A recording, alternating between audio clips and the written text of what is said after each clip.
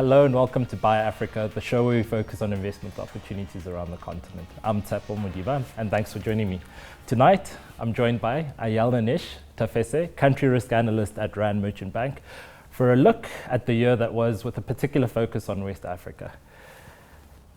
2015, I just sighed. That's probably appropriate for the discussion. Your thoughts on the year that was? I think it's been a very interesting year in West Africa. We've seen keenly contested elections, Right. Nigeria making history in terms of the elections, which says a lot about political maturity in the country. At the same time, unfortunately, we've seen, countries in West Africa that are reliant on commodities facing a lot of troubles, and I think that's been the story for a lot of African countries. So it's been a mixed bag, everything from Ebola to terrorism to commodities. You touched on the first point. There's been what seems like a lot of a lot of elections on the continent as a whole. Your view of how the process has unfolded in Nigeria? There was quite a bit of a delay in terms of appointing a cabinet. Your sense on that?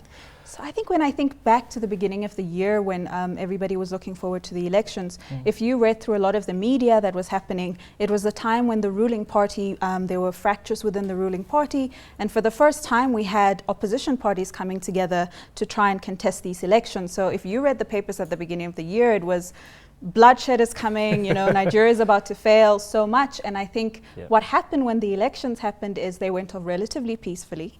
For the first time ever, we saw an opposition party winning. But even more importantly is the fact that this handover of power happened quite peacefully. Right. Good luck, Jonathan. As soon as the results were out, phoned Buhari to say, congratulations, I know I've lost, you've won.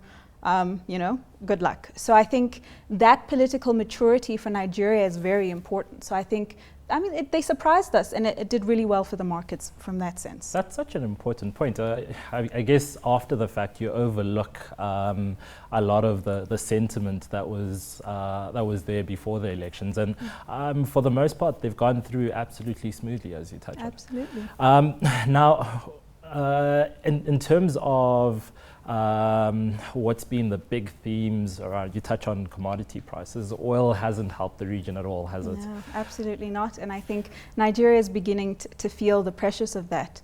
What's really interesting is to sort of connect that to the political landscape is as soon as Buhari won, there was an expectation from the market that he needs to come in, he needs to make changes, he needs to institute things fast. Right. I think what we forget is Buhari himself is in a young coalition. The party itself needs to understand each other's wants and needs and what type of policies they want to drive.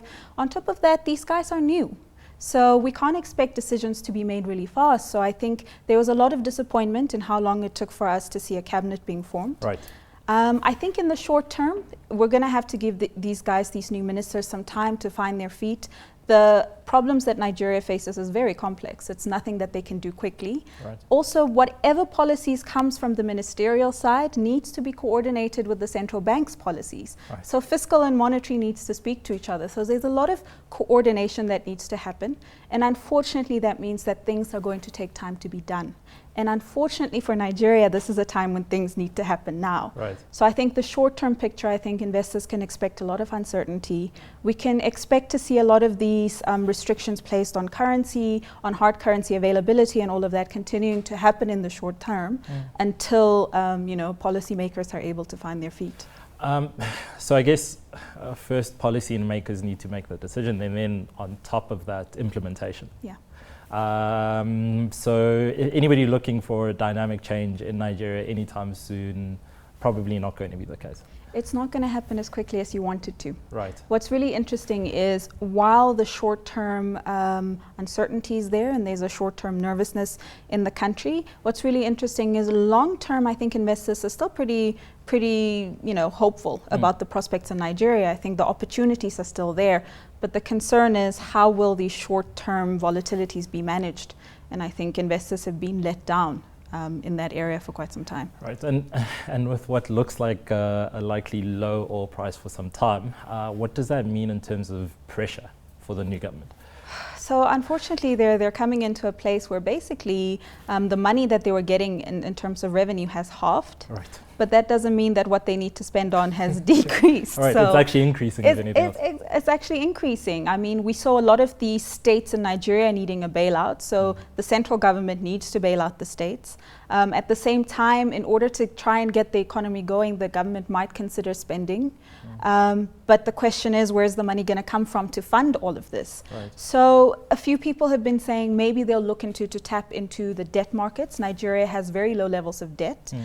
But I think in order for them to tap international debt markets, the international community needs to have faith in the value of the currency, which has been a very hotly debated topic. The parallel rates and the official rates are quite different. You're comparing 199 to 250 today in the parallel market. So there's quite a big divide, and I think investors need some sort of assurance in the value of the currency before anything like that can happen. Realistically, is the currency going to go to the 250 levels, realistically? So if you watch the parallel market, I think it jumps to the 250 mark when there's nervousness. Right. I think the rate cut by the Central Bank of Nigeria was unexpected. So I think that started a little bit of nervousness that pushed it to that level. But if you watch the parallel market, it usually sort of stays around the 225, 230 mark. So that has been the norm for it for quite some time. I think the 250 signifies sudden amounts of stress. We saw it go to 250 just before elections. And as soon as elections happened and it was peaceful, went back down to the 210 level. So it can be quite volatile there, but I think the sort of plateau point is around that 225 in the parallel rate. Okay. So we've spoken about the gorilla in the room, Nigeria. Some of the other countries in the region, your thoughts on the year that was? I think a very interesting country to watch is the Ivory Coast. This has been a country that investors have been very interested in for quite some time, since 2012, averaging 9% growth rates. I think they do have a lot of faith in the leadership of the country. You have an ex-IMF official who's now running the country, so there's a lot of hope there. I think with elections happening this year, investors, while they were hopeful, were a little bit nervous, because if you remember the 2011 elections, there was violence, which ended up with the then President Gbagbo having to go to The Hague and await a trial at the ICC. So this year's elections, which happened in October, for a lot of investors was a test of political stability. And what was really encouraging is these elections happened peacefully.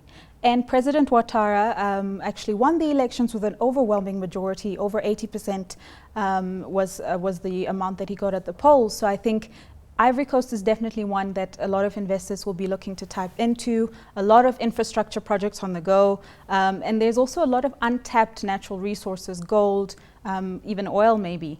So I think that's where they're looking at.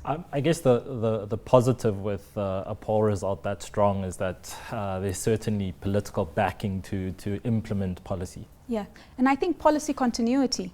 A lot of the growth that we'd seen since 2012 in the Ivory Coast has been these policies from government, which has really targeted investments into infrastructure and those sort of projects. And I think investors needed to be assured that that would continue. Now that they're assured that at least for the next 4 or 5 years that this will be the case. So I think that's where a lot of the assurance is coming from.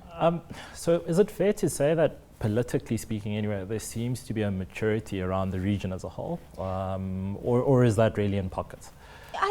You know what's really interesting, in some regions you see some maturity, in some regions you don't. I think we saw what happened in Burkina Faso, which contrasts to what we've seen in Nigeria and the Ivory Coast. So it's been quite a mixed bag, but again, you have to balance that with, while the political picture in some places has been improving, the security picture, on the other hand, Al-Qaeda, Boko Haram, has also been an issue that we need to start looking at more and more. So those are definitely things to look out for.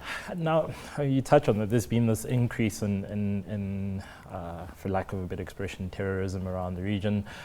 Does that, I guess, make investors as a whole, or should make investors as a whole, more heightened around the risk associated with the region? I mean, if we look at sort of the ones that's grabbed a lot of headlines, which is Boko Haram, this was traditionally a problem that was, northern parts of Nigeria, that's where the problem was. And there was a lot of hope after Buhari was voted in, he's an ex-general, that he would be able to get rid of this. The AU forces were brought in, so there was a lot of hope that Boko Haram would no longer be an issue.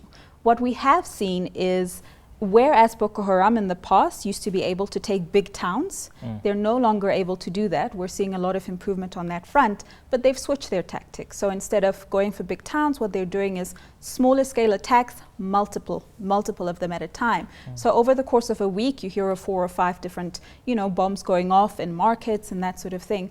What concerns me a little bit is also the fact that their geographical reach is expanding. It's no longer just in Nigeria. We've seen Niger, Cameroon, Chad even being affected by Boko Haram. So going forward with this change in tactics, I think what investors are looking for is a more integrated regional response to the problem. So I think, as the situation evolves, tactics will change, and so will forces and how they respond to it.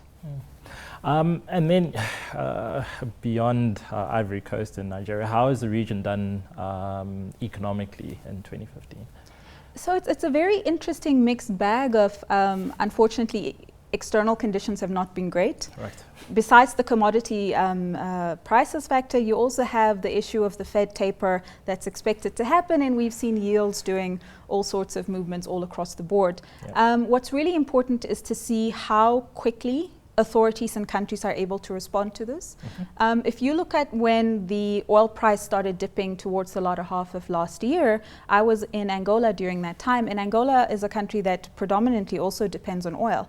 As soon as they saw that there was a dip in oil prices, it was sort of panic stations within the budget ministry. They cut their oil expectations in half, and they acted really quickly. We saw Nigeria moving much slower. Right. And you can sort of see that the policy response, sort of shows in the economic numbers that we're seeing now. Ghana is also another very interesting one. Yep. Again, pummeled not only from an oil perspective, but from gold and cocoa output as well. Right. And the policy response for Ghana has been, they've done everything they can, and now they had to go to the IMF. So for the next 3 years, Ghana's policy actions, I think, will really depend on IMF prescriptions. Right. So overall, tricky year for the region. Mixed bag. Mixed bag, hey? Yeah. Let's leave it there.